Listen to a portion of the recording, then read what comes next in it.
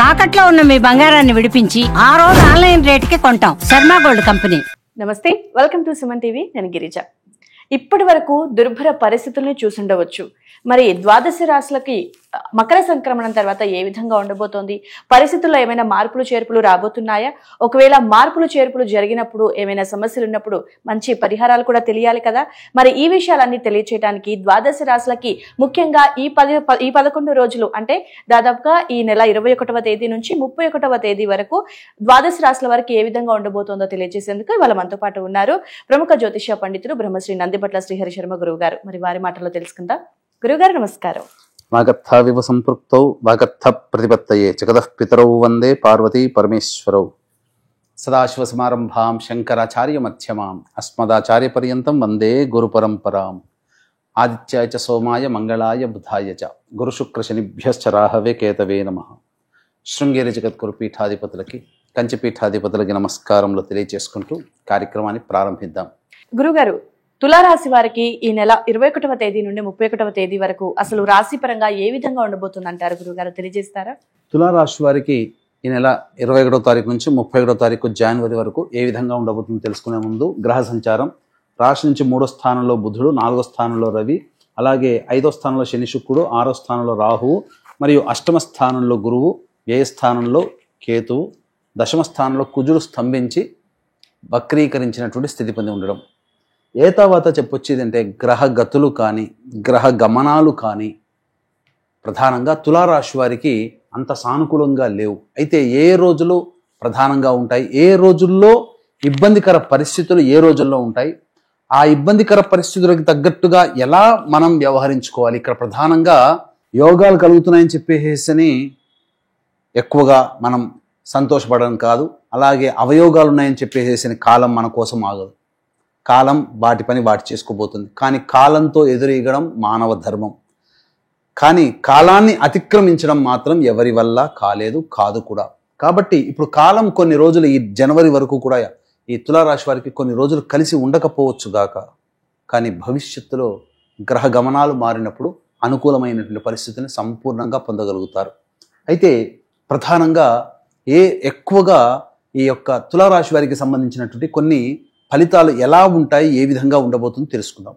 ముఖ్యంగా ఈ యొక్క తులారాశి వారికి 31వ తారీఖు వరకు తోడబుట్టినటువంటి సోదర సోదరీమణులతో కానీ లేకపోతే పరిచయస్తులు, నమ్మకస్తులు, స్నేహితులతో కానీ ఎటువంటి వాగ్వివాదాలు పెట్టుకోకూడదు.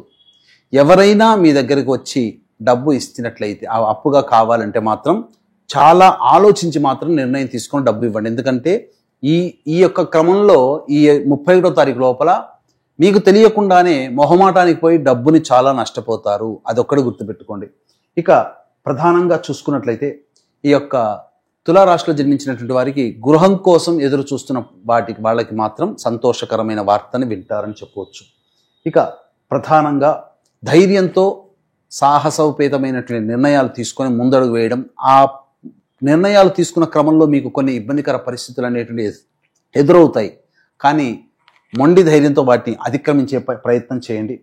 ఇక ముఖ్యంగా FMCG, restaurants, hotels, super markets, general stores, కళాశాలలు, జ్యువెలరీ రంగంలో, road side vendors, curry points, తీర్థయాత్రలు, బస్సులు, అలాగే ఇటువంటివన్నీ నడిపేటువంటి వాళ్ళందరికీ కూడాను సాధారణమైనటువంటి లాభాలు పొందుతారు.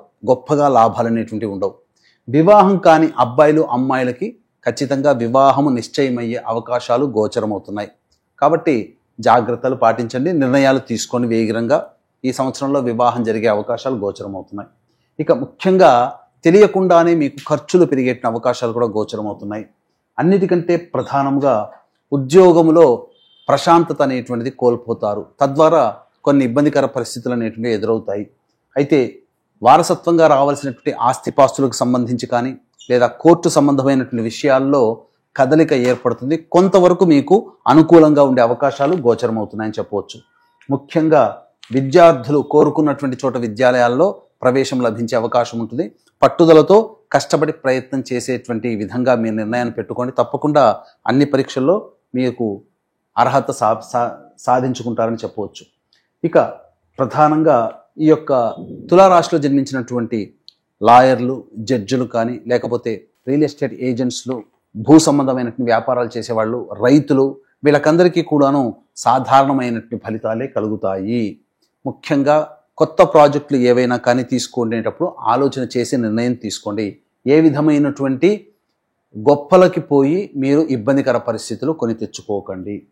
ఇక అన్నిటికంటే ప్రధానంగా క్లాస్ 4 అనగా కింది స్థాయి వర్గంలో పనిచేసేటువంటి వ్యక్తులు కావచ్చు, చర్మము తోలు సంబంధమైనటువంటి వ్యవహారాలు నడిపేటువంటి వ్యక్తులు కావచ్చు, లేకపోతే ఇనుము స్టీల్ రంగంలో ఉన్నటువంటి వాళ్ళు, ప్లాస్టిక్ సామాన్లు వీటికి సంబంధించినటువంటి వ్యాపారస్తులు, వీళ్ళకందరికీ కూడాను ఆశించిన మేర కంటే కూడా ఎక్కువ శుభ ఫలితాలు పొందుతారు. తద్వారా మంచి రాబడి, అధిక ధనాదాయం అనేటువంటిది ఉంటుంది.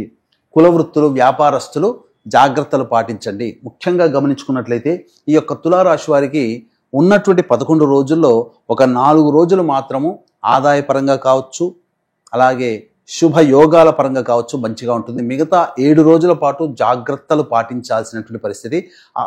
ఆ 7 రోజుల్లో ఏ విధంగా ఉండబోతాయి, ముఖ్యంగా మనకు గమనించుకున్నట్లయితే గత కొంతకాలంగా ఏ రోజుల్లో ఆదాయం బాగుంటుంది, ఏ రోజుల్లో ఖర్చులు అధికంగా ఉంటాయనే విషయాల గురించి మనం తెలియజేసుకుంటున్నాం. వీక్షించేటువంటి ప్రేక్షకులకి గమనిక, ఈ నెల 29వ తారీఖు రోజున మౌని అమావాస్య సందర్భంగా చాలా ప్రభావవంతమైనటువంటిది. ఆ రోజున జాతకరీత్యా కలుగు అనేక రకాల సమస్యలకి, ముఖ్యంగా ఉద్యోగము, అలాగే శని బాధలు, మరియు ఈ సంబంధించినటువంటి దాంపత్య సమస్యలు, ప్రయోగ బాధలు, అలాగే కోర్టు సంబంధమైనటువంటి విషయాలు, ఏ సమస్యకైనా కానీ దశమహావిద్యలలో భాగంగా రాజశ్యామల, ప్రత్యంగిర, బగళాముఖి, ధూమవతి, వారాహి హోమాలు అనేటువంటి పర్ హెడ్ 2100 రూపాయలకి చేయించడం జరుగుతుంది. మధ్యాహ్నం 3 గంటలకి కార్యక్రమం ప్రారంభమవుతుంది. 31వ తారీఖు రోజున 12 గంటల లోపల మీ గోత్రనామాదులు నమోదు చేసుకోవచ్చు. ఇక గమనించుకున్నట్లయితే 21వ తారీఖు రోజున మానసిక ప్రశాంతత లోపిస్తుంది. ముఖ్యంగా ఖర్చులు కూడా అధికంగా ఉంటాయి. ఏ పని చేయాలన్నా ఆసక్తి అనేటువంటిది ఉండదు. ఇక 22, 23వ తారీఖులో చూసుకున్నట్లయితే మీరు ప్రధానంగా పెండింగ్ పనులని పూర్తి చేసుకుంటారు. ఏదైనా కానీ ఒక బాధ్యతని నిర్వర్తించాము అనేటువంటి సంతోషం ఉంటుంది. ముఖ్యంగా విందులు, వినోదాల్లో పాల్గొంటారు. బంధుమిత్రులతో ఉల్లాసంగా గడుపుతారని చెప్పవచ్చు. ఇక 24, 25, 26 ఈ తారీఖుల్లో కుటుంబ సభ్యులతో వాగ్వివాదాలు, మానసిక ప్రశాంతత ముఖ్యంగా లోపిస్తుంది. అనవసరమైనటువంటి ఖర్చులు మీకు పెరుగుతాయి.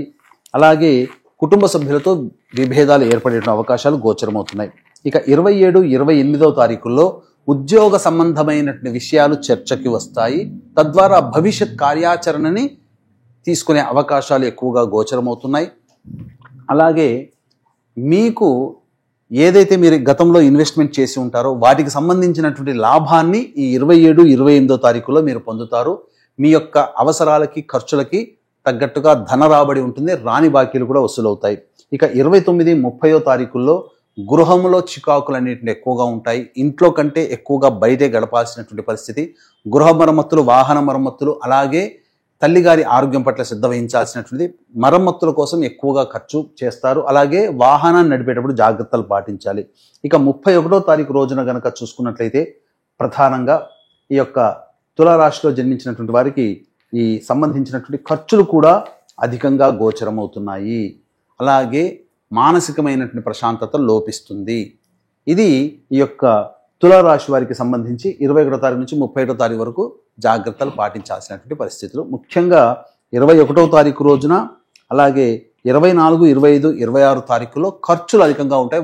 ఆ యొక్క ఖర్చుల్ని వాయిదా వేసుకోవడం చాలా మంచిదని గమనించాలి. ఓకే గురుగారు, సో ఆల్మోస్ట్ మనం కనుక చూసుకుంటే తులారాశిలో ఒక 4 రోజులు మాత్రమే 11 రోజుల్లో బాగుంది అని తెలియజేశారు.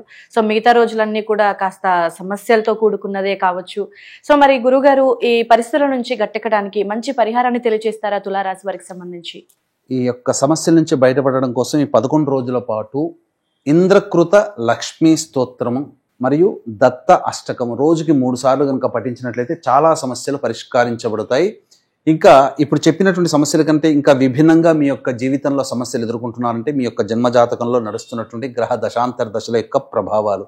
కావున దగ్గరలోని మంచి ఉపాసనాపరులైనటువంటి జ్యోతిష్యులను సంప్రదించి వారి సలహాలు, సూచనలు కనుక పాటించినట్లయితే మరింత మెరుగైనటువంటి జీవితాన్ని పొందుతారని తెలియచేయవచ్చు. ఓకే గురుగారు, ఈ 11 రోజులకి సంబంధించి రాశి ఫలం ఏ విధంగా ఉంటుంది, అలాగే పాటించాల్సినటువంటి పరిహారాన్ని కూడా చాలా చక్కగా తెలియజేశారు గురుగారు. ధన్యవాదాలు. సర్వం శ్రీ ఉమామహేశ్వర పరబ్రహ్మార్పణమస్తు.